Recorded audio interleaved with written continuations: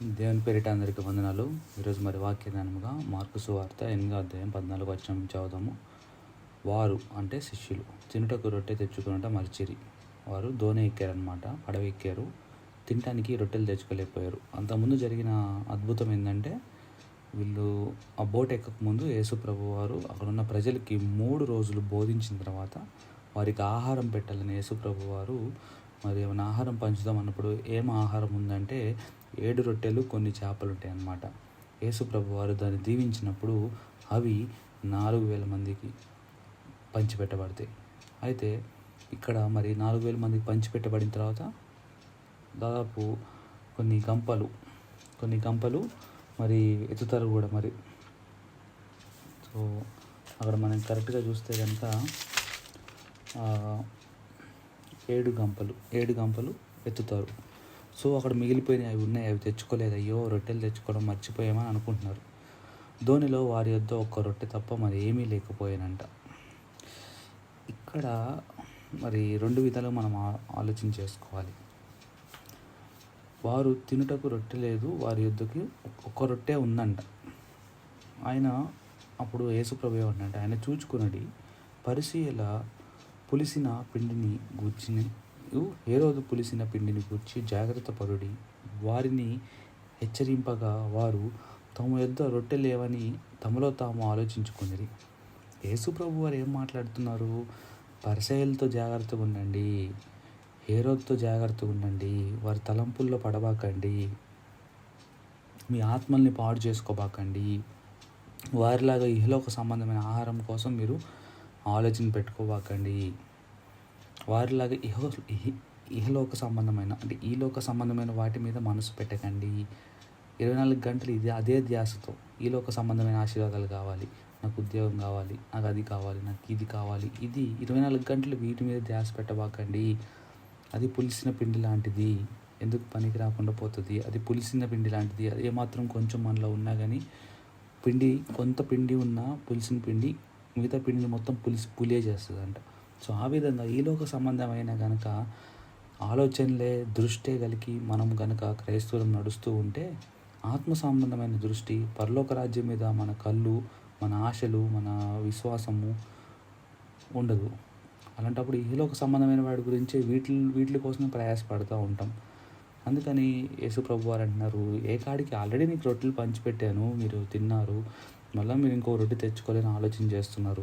ఒకవేళ తెచ్చుకోలేదు నిజమే, కానీ ఒక రొట్టె ఉంది కదా. నేను 5 రొట్టెల్ని 5,000 మందికి పంచాను, 7 రొట్టెల్ని 4,000 మందికి పంచిపెట్టాను కదా. ఇప్పుడు మీ దగ్గర ఒక రొట్టె ఉంది, ఆ ఒక్క రొట్టెని మీ అందరికి నేను పంచిపెట్టలేనా అని చెప్పేసి యేసు ప్రభు ఒక విధంగా అడుగుతూ ఉండొచ్చు. రెండోది ఏంటంటే, పరిశీలు లాగా ఇహలోక సంబంధమైన తిందామా, తాగుదామా, సుఖించుదామా అన్న విధంగా ఎందుకు మీ ఆలోచనలు ఉంటున్నాయి? అలాంటి ఆలోచనలు పెట్టుకుంటే కనుక జీవితాంతము ఉన్న రోజంతా ఈ ఆలోచనలతోనే గడిపేస్తారు. పులిసిన పిండిలాగా, లేకపోతే పులిసిన పిండి మిగతా పిండి అంతా పాడు చేస్తుందో అలా ఈ ఆలోచన కనుక మీరు కలిగి ఉంటే ఉన్న రోజులన్నీ ఇలా ఆలోచిస్తూ ఉంటారు. పరలోక సంబంధమైన పరలోక రాజ్యాన్ని ఎలా చేరాలి, పరలోక సంబంధమైన కళ్ళు కలిగి ఉండము, పరలోక సంబంధమైన ఆలోచన కలిగి ఉండము. అలా ఆలోచనలు కలిగి ఉండం కాబట్టి పరలోకానికి వెళ్ళడానికి ఏం చేయాలనేది కూడా మనము ఆలోచన చేయము. అసలు మనం పరలోక రాజ్యానికి వెళ్తాములే అని చెప్పి ఎవ్రీడే టెస్ట్ చేసుకోవడం కూడా మానేస్తాము. అందుకని యేసు ప్రభు వారు ఈ మాటలు చెప్తున్నారు. వారు ఏమనుకుంటున్నారంటే మళ్ళీ రొట్టెల గురించి అనుకుంటున్నారు. అప్పుడు యేసు ఏమంటున్నాడు? యేసు అది ఎరిగి, మన యొద్ద రొట్టెలు లేవని మీరు ఎందుకు ఆలోచిస్తున్నారు? అసలు ఫస్ట్ ఆఫ్ ఆల్ అసలు రొట్టెలు లేవని మీరు ఇంకా గ్రహింపలేదా, వివేచింపలేదా? మీరు కఠిన హృదయం గలవారే ఉన్నారు. మీరు కన్నులుండి చూడరా, చెవులుండి వినరా, జ్ఞాపకం చేసుకోరా? ఈ క్వశ్చన్ ఈరోజు మిమ్మల్ని కూడా నేను అడుగుతున్నాను. జ్ఞాపకం చేసుకుంటున్నావా దేవుడు చేసిన అద్భుతాలను బట్టి? దేవుడు నీ జీవితంలో ఎన్ని అద్భుతాలు చేశాడు, అవన్నీ నీకు జ్ఞాపకం వస్తున్నాయా? ఏ కాడికి మర్చిపోతున్నావా? దేవుడు చేసిన అద్భుతాలని మర్చిపోయి ఏదైనా శ్రమ వచ్చినప్పుడు, ఏదైనా కష్టం వచ్చినప్పుడు, అయ్యో బాబో శ్రమ వచ్చేసింది, అయ్యో బాబో కష్టం వచ్చేసింది అని చెప్పేసి భయపడిపోతున్నావా, వణికిపోతున్నావా? ఆ కష్టాన్ని, శ్రమను తప్పించుకోవడం కోసమని నీకు నువ్వు ఏదో ఆలోచనలు, నీకు నువ్వు మార్గాలు ఎన్నుకొని ఆ మార్గాల్లో మళ్ళీ చిక్కబడి సాతాను ద్వారా మళ్ళీ ఇంకా ఎక్కువ పాపాలలోకి వెళ్ళిపోతున్నావా? లేకుంటే యేసు ప్రభు వారు నాకు ఈ విధంగా నన్ను ఇంతకుముందు ఇలా రక్షించాడు కాబట్టి, నా జీవితంలో ఇలాంటి మిరకిల్స్ ఇంతకుముందు ఇలా చేశాడు, నా తండ్రి జీవితంలో ఇలా చేశాడు, నా కుటుంబ జీవితంలో ఇలా చేశాడు కాబట్టి ఇప్పుడు కూడా నా దేవుడు సమర్థుడు అని చెప్పేసి దేవుడి మీద విశ్వాసం పెడుతున్నావా? జ్ఞాపకం చేసుకోవట్లేదు ఇక్కడ శిష్యులు. 5 రొట్టెల్ని 5,000 మందికి, 7 రొట్టెల్ని 4,000 మందికి పెంచిన దేవుడు ఒక రొట్టెని 10 మందికి పంచలేడని చెప్పి ఆలోచన చేయలేకపోతున్నారు. ఇంకా నేను రొట్టె గురించి ఎందుకు మాట్లాడుతాను? రొట్టె గురించి కాదురా బాబు నేను మాట్లాడుతుంది. నేను పరిసయ్యులు అనే హేరోదులు అనే పులిసిన పిండి గురించి మాట్లాడుతున్నారు. వారిలా మీరు ఉండవాకండి. వారిలో మీరు కనుక ఏమాత్రం కొంచెం ఈలోక సంబంధమైన వాటి గురించి ఆలోచిస్తూ ఉండడం మొదలుపెట్టారంటే ఆటోమేటిక్గా మిగతా సమయం అంతా కూడా అదే ఆలోచిస్తూ ఉంటారు. పరలోక రాజ్యం గురించి మీకు ఆలోచించే టైమే ఉండదు. మీరు పరలోక రాజ్యాన్ని కోల్పోతారు. పరలోక రాజ్యానికి సిద్ధపడరు మీరు.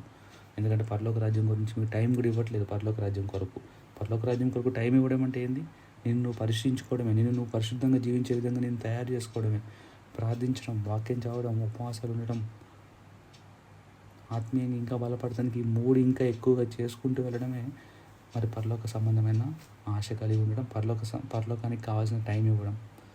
సో కాబట్టి వీటి గురించి దేవుడు మాట్లాడుతుంటే వీరందరం వాటి గురించి మాట్లాడుతున్నాడు. అప్పుడు ఆయన ఏమంటున్నాడు? నేను 5,000 మందికి 5 రొట్టెలు పంచిపెట్టలేదా? మరి 4,000 మందికి 7 రొట్టెలు పంచిపెట్టలేదా? అయినప్పటికీ ఇంకా 12 గంపలు మిగిలినాయి. ఇక్కడ 7 గంపలు మిగిలి. అయినా కానీ మీరు ఇంకా ఆ రొట్టెల గురించి, ఆ తిండి గురించి ఇంకా ఎందుకు మీరు ఇంకా గ్రహింపుకున్నారా అని ఆయన అన్నాడు. చివరిలో కూడా అయినా ఇన్ని చెప్పిన తర్వాత కూడా వాళ్ళకి అర్థం కావట్లేదు. ఎందుకంటే వాళ్ళు ఇంకా వాళ్ళ ధ్యాస అంతా రొట్టెల మీదే ఉంది. అలాగా మన ధ్యాస కూడా ఇంత చెప్పిన తర్వాత కూడా మన ధ్యాస కూడా ఇప్పుడు ఇంత వాక్యం నేను చెప్పిన తర్వాత కూడా ఇంకా మీ ధ్యాస ఈ లోక సంబంధమైన వాటి మీదే ఉంటుందా? జాగ్రత్తగా చూసుకోండి. ఈ లోక సంబంధమైన వాటి గురించి ప్రార్థన చేయండి, తప్పు కాదు. కానీ 24 గంటలు దాని గురించి ఆలోచన పెట్టుకోవడం, ప్రార్థించామా, యేసయ్య చేతికి అప్పగించామా మర్చిపోండి. మళ్ళీ తర్వాత రోజు ప్రార్థించేటప్పుడు, తర్వాత మళ్ళీ ఆ రోజే మళ్ళీ సాయంత్రం ప్రార్థించేటప్పుడు నీకు మళ్ళీ గుర్తు రావాలి. ఆ విధంగా ఇహలోక సంబంధమైన వాటి గురించి తక్కువగా ఆలోచించండి. ఇహలోక సంబంధమైన వాటి గురించి ప్రార్థన చేయండి అంతే. ప్రార్థన చేసి దేవుని చేతికి అప్పగించండి, విడిచిపెట్టండి. ఆలోచన అనేది పెట్టుకోవాకండి. మరి ఆ టైంలో ఏం ఆలోచన పెట్టుకోవాలి? పరలోక సంబంధమైన ఆలోచనలు పెట్టుకోండి. పరలోక సంబంధమైన గుర్లు పెట్టుకోండి. 24 గంటలు పరలోక సంబంధమైన ఆలోచనలు పెట్టుకోవడం ఏమవుతుందంటే మళ్ళీ మనం పరిశుద్ధంగా ఉంచగలుగుతాం. ఎక్కడ పాపం చేయకుండా మనం జాగ్రత్తగా ఉంచుకోగలుగుతాం. ఎందుకంటే ఈ లోకము టెంపరరీ, శాశ్వతమైనది కాదు. పరలోకమే శాశ్వతమైనది. కాబట్టి మన ఆలోచనలు కనుక పరలోక సంబంధమైన వాటి మీద ఉంటే అబ్రహాం గారిలాగా ఎలా అయితే ఆయన ఇక్కడ ఉంటూ గుడారాల్లో నివసించాడంట అబ్రహాం గారు. ఎందుకంటే ఆయనకు తెలుసు ఈ లోకంలో మనం యాత్రికులమే, పరదేశికులమే. ఇక్కడ మన దేశం ఇక్కడ లేదు, మన దేశం పైన ఉందని అబ్రహాం గారికి తెలుసు. ఆ విధంగా మనం కూడా ఆలోచనలన్నీ ఏలోకి సంబంధమైన ఆలోచనలు, ఇబ్బందులు, కష్టాలన్నీ ప్రార్థనలో యేసయ్యకి ఇచ్చేసి మిగతా సమయం అంతా మన సమయాన్ని పరలోక రాజ్యానికి ఎలా చేర్చుకోవాలి, ఇంకా నేను ఎలా ఇంప్రూవ్ అవ్వాలి, ఇంకా నా ఆత్మీయస్థితిని ఎలా బలపరుచుకోవాలని వీటి మీద మనం కాన్సన్ట్రేషన్ పెడతాం. వీటిని బట్టి దేవుడు మనకి విశ్వాసాన్ని బలపరుస్తాడు. ఆ విశ్వాసాన్ని బట్టి అద్భుత కార్యాలు దేవుడు జరిగిస్తాడు. దాంతోపాటు సాతాన్ని మనం ఎదిరించగలుగుతాం. పరలోక రాజ్యం కూడా మన సొంతం అవుతుంది. దేవుడి యొక్క చిన్న వాక్యం దీవించును గాక. ఆమేన్.